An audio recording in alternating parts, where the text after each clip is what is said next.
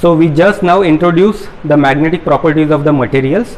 We have found out what is the reason that a particular material can act as a magnet, or they are acting as a magnet. So what is the particular reason? The reason lies in the atomic structure, okay, and in the electronic structure, that every atom consists of electrons, and electrons are revolving in a closed loop, and when electrons revolves in the closed loop, there is a formation of current, and it acts as a current carrying loop, and every current carrying loop is always equivalent to a magnetic moment. Okay, so electron will exhibit the magnetic moment because of the orbital motion. It also exhibit the magnetic moment because of the spin motion, and these two magnetic moments are the vector quantities. For every electron, these two vectors will again add together and they will generate some resultant vector. Okay, so every electron will be equivalent to the resultant magnetic moment vector, and if the atom consists of large number of electrons, then we have to take into consideration of the magnetic moment direction exhibited by all the electrons. We have also seen that if the atom consists of the energy shells or orbits for which there is a complete occupancy of the electron, if the particular energy level is completely filled by the electrons, then that particular orbit will not generate any kind of resultant magnetic moment, because the magnetic moment generated by one direction electron will be cancelled by the magnetic moment generated by the electrons moving in the other direction. Okay, so the magnetic moment will be only produced because of the unpaired electrons. Okay, so that we have seen, and in doing that we have also seen the definition of diamagnetism, paramagnetism and ferromagnetic materials. Okay, in that we have used so many terminologies. We have used the terminology of magnetic moment. Okay, we have used the terminology of external magnetic field strain, okay, magnetization sometimes, right? So what are these basic terminologies that we have to see now? So we have defined, or we have used this terminology, magnetic field strength. Magnetic field strength, it is denoted by H vector. It is denoted by H vector. Remember that whenever we will say that we are applying some external magnetic field, okay, we are applying some external magnetic field, so this external magnetic field is always represented by magnetic field strength, and it is represented by H vector. Now the formula for this H vector, in the earlier lecture we have used that cylinder, metallic cylinder, and in that cylinder we have wound the copper wire and we had sent the current. So see, there are the number of turns are there. Suppose N is the number of turns, I is the amount of current, and suppose L is the length of the rod. L is the length of the rod, or length of this loops also. Okay, if L is the length of the rod, then H will be equal to N into I divided by L. H will be equal to N into I divided by L. Okay, now it is a vector quantity. It is a vector quantity. Now what will be the unit of this H? If I want to find out the unit of H or dimensions of H, then N is a number of turns, so it is a dimensional quantity. I, what will be the unit of I? Unit of I will be ampere.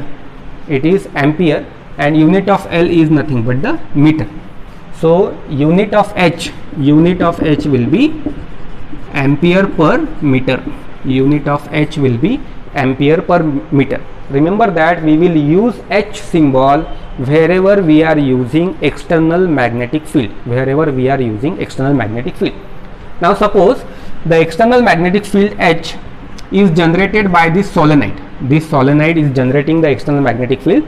There is no need that we should use the solenoid. We can use the permanent magnet also, and that permanent magnet will also generate some magnetic field. So there will be the magnetic field lines, north pole, south pole. We know that magnetic field lines passes from north pole and it ends towards south pole. Okay, so these are the field lines. These are called as a field lines. Now if in this magnetic field, okay, if in this magnetic field, if I bring some material, that material may be of diamagnetic, that material may be of paramagnetic, or that material may be of ferromagnetic. So if I bring some kind of material, what will happen? It is easily seen that magnetic field lines are passing through the material, but magnetic field lines will pass through the material depending on the nature of the material. Okay, which type of material is this? So there is some property which is associated with this material, and that property is represented by another entity which is called as a mu. Here mu is not the magnetic moment. Here mu I am using here for permeability. It is magnetic permeability. It is called as a magnetic permeability.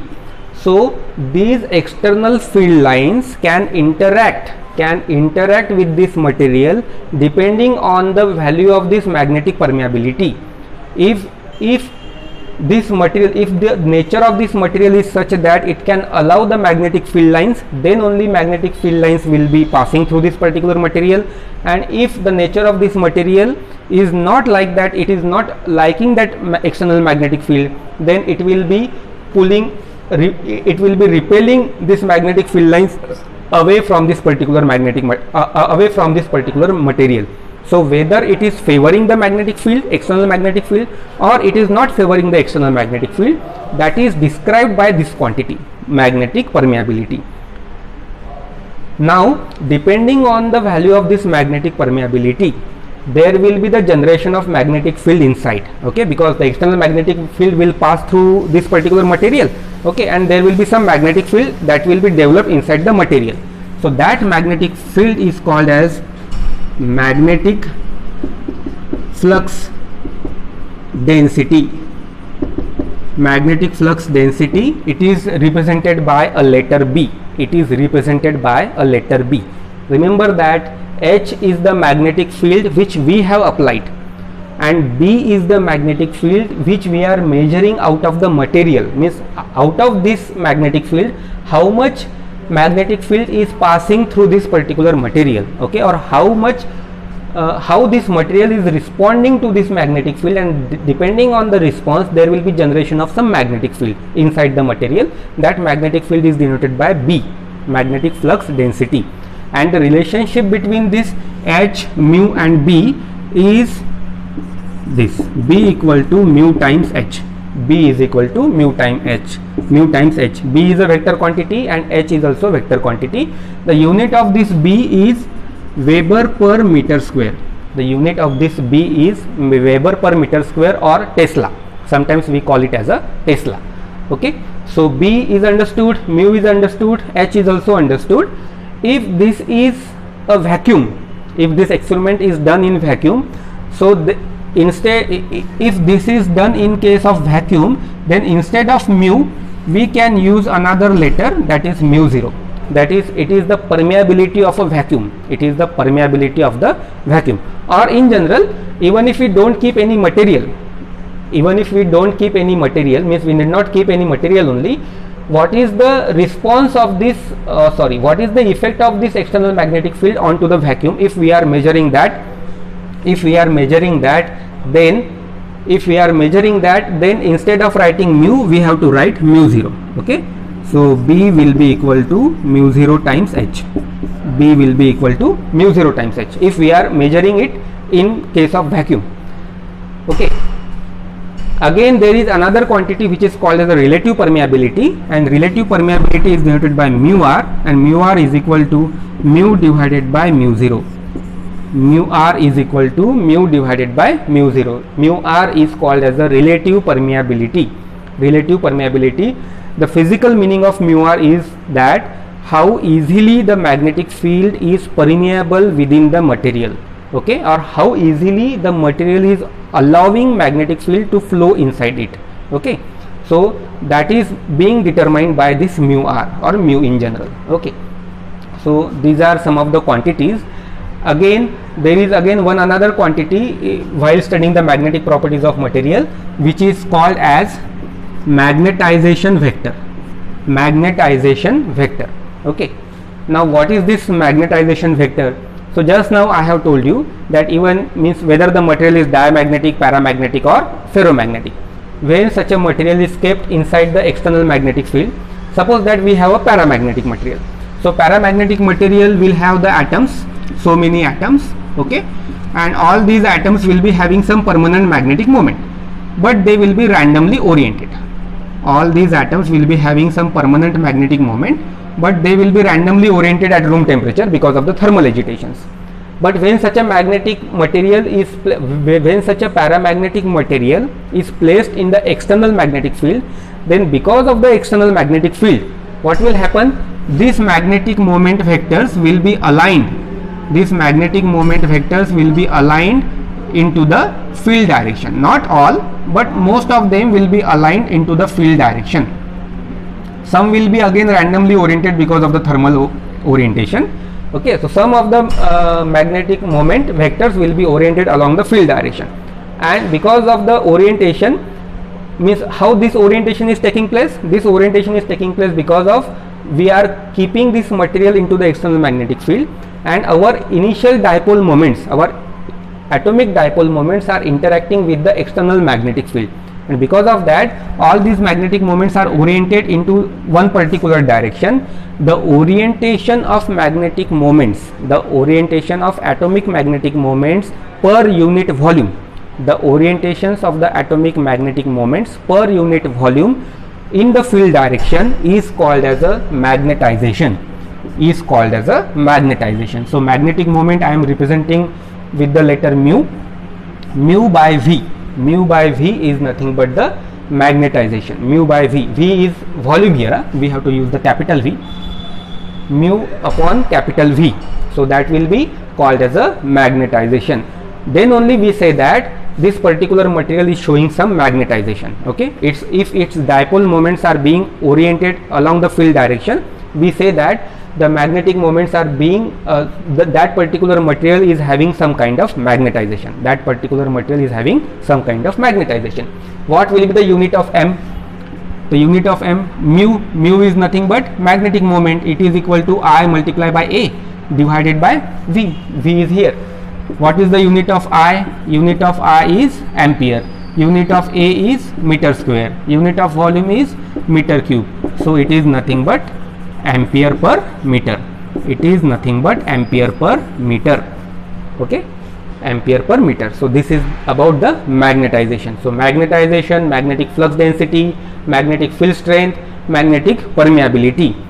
If I want to relate this, what is the actual magnetic field generated inside the material, then the actual magnetic field generated inside the material will be the sum of this external magnetic field strength. Depending on the permeability, there will be depending on the permeability and the value of external magnetic field strength, there will be generation of some magnetic field inside the material, and the magnetic field inside the material will also be generated because of the magnetization vectors, because now the dipole moments are orienting, dipole moments are oriented in one particular direction, and because of that also it is showing some kind of magnetization.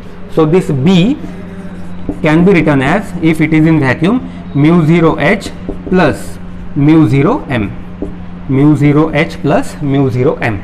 Okay, B is equal to mu 0 H plus mu 0 M. So this will be the resultant magnetic flux density inside the material. Okay, again there is one more quantity, the magnetization acquired by the material per unit external magnetic field. The magnetization acquired by the material per unit external magnetic field strength, M divided by H. If you measure this M divided by H, you will find that it is again a constant, and that constant is denoted by this letter chi. This is pronounced as chi. Okay, this is called as magnetic susceptibility. This is called as magnetic susceptibility, right? So chi is the magnetic susceptibility which is constant for that particular material. Okay, so this is very important parameter, whether the material is diamagnetic, paramagnetic or ferromagnetic. Ferromagnetic materials are again further classified as ferrimagnetic material and antiferromagnetic materials. Okay, so for all such a materials, this chi, the value of this chi is very important. Okay, the value of this chi is very important. Okay, so this is about some elementary treatment or elementary definitions related with the magnetic properties of the material. Okay.